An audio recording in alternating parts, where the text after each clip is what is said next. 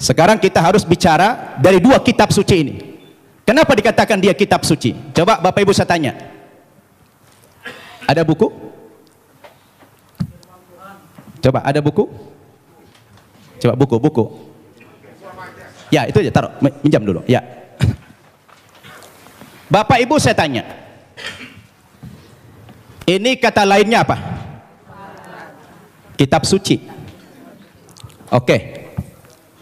Ini apa namanya? Buku. Buku kan? Bapak Ibu saya tanya. Ini sama ini bahan bakunya sama tidak? Sama-sama apa? Sama-sama kertas. Kenapa dalam penamaan jadi beda? Yang ini dikatakan kitab suci, yang ini dikatakan buku. Kenapa jadi beda namanya? Padahal bahan bakunya sama-sama kertas. Yang membedakan apanya?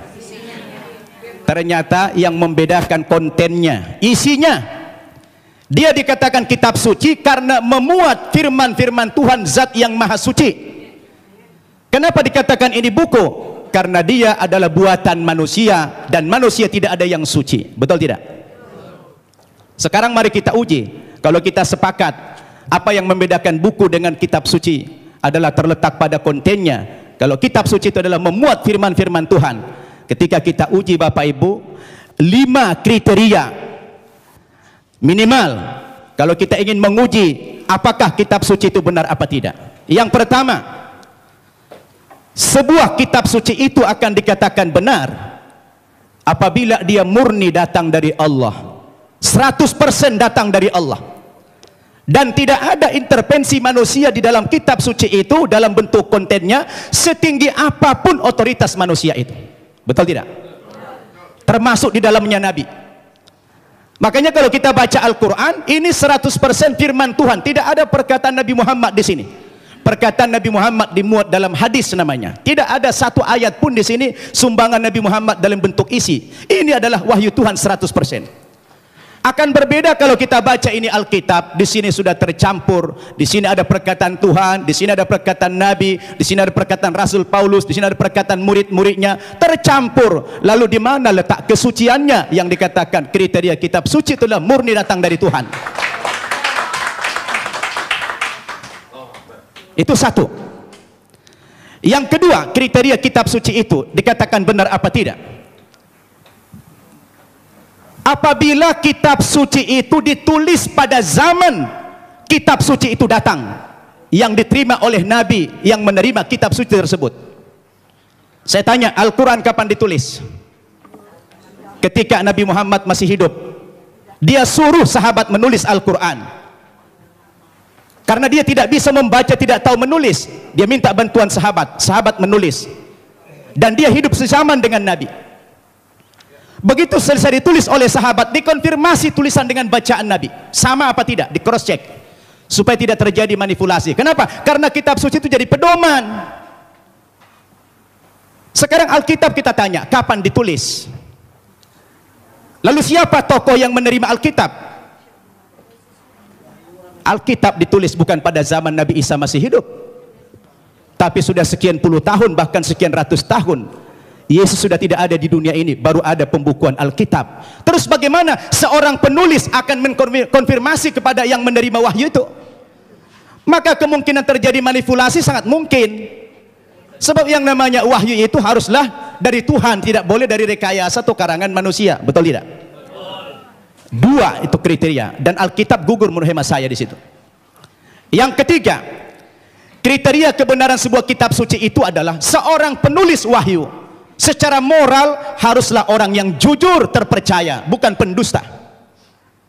Penulis Al-Quran adalah orang yang jujur. Sekarang penulis Alkitab, bagaimana Alkitab disandarkan kepada Yesus, disandarkan kepada Musa, disandarkan kepada Nabi yang lain, sementara sang penulis tidak pernah jumpa dengan yang menerima wahyu itu? Bagaimana ini? Maka gugurlah kesucian kitab tersebut. Kemudian yang keempat, kriteria kebenaran kitab suci itu adalah apabila isi kitab suci itu tidak kontradiksi, satu isi dia. Kalau sudah bertentangan satu ayat dengan ayat yang lain, lalu yang mana yang mau dipegang?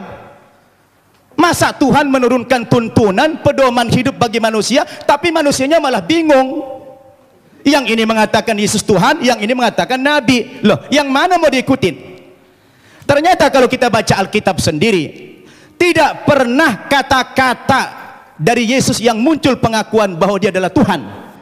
Kalau kita baca dalam Injil Markus pasal 12 ayat 28 dan 29, ternyata Yesus sendiri mengatakan Tuhan itu adalah Allah yang Esa.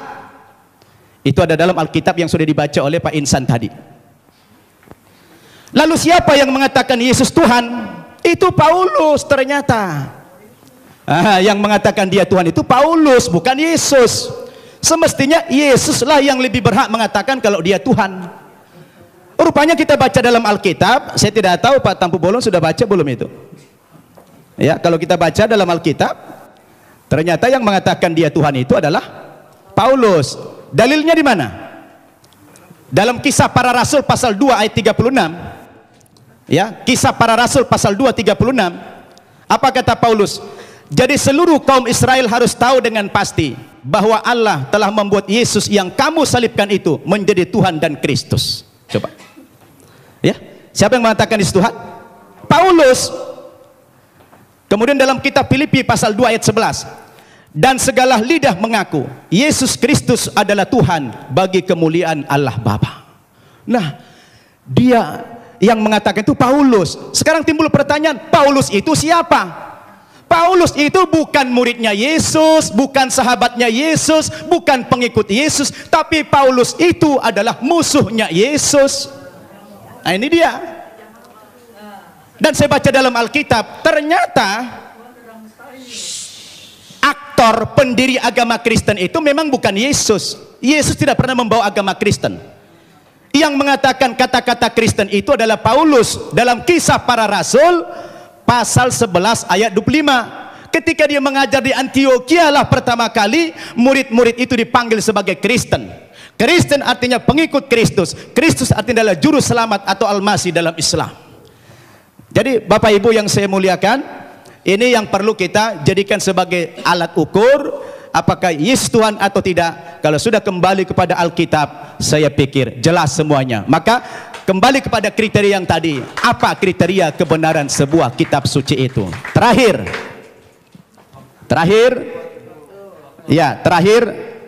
kalau saya baca dalam Alkitab, ada beberapa alasan-alasan yang mengatakan dalam iman Kristiani dikatakan dia Tuhan. Yang pertama, rupanya karena Yesus itu lahir tidak punya bapak. Karena ajaib dia lahir sehingga dianggap Tuhan. Lah kalau kita bicara logik, sebenarnya Nabi Adam itu lebih berhak menjadi Tuhan. Karena dia tidak punya bapak, tidak punya ibu. Yang kedua, dikatakan Nabi Isa atau Yesus itu pernah menghidupkan orang mati. Lalu dikatakan Tuhan. Tapi saya baca dalam 1 Raja-Raja pasal 17 ayat 20 sampai 22, rupanya bukan Yesus satu-satunya yang pernah menghidupkan orang mati. Ada nabi yang lain namanya Elia. Elia juga pernah menghidupkan orang mati. Lalu kenapa Elia tidak dipanggil Tuhan? Ini menjadi pertanyaan yang menarik sekali. Sayang sudah dekat, saya sudah habis waktunya. Jadi terima kasih Bapak Ibu. Mudah-mudahan dialog kita terus berkembang. Wassalamualaikum warahmatullahi wabarakatuh.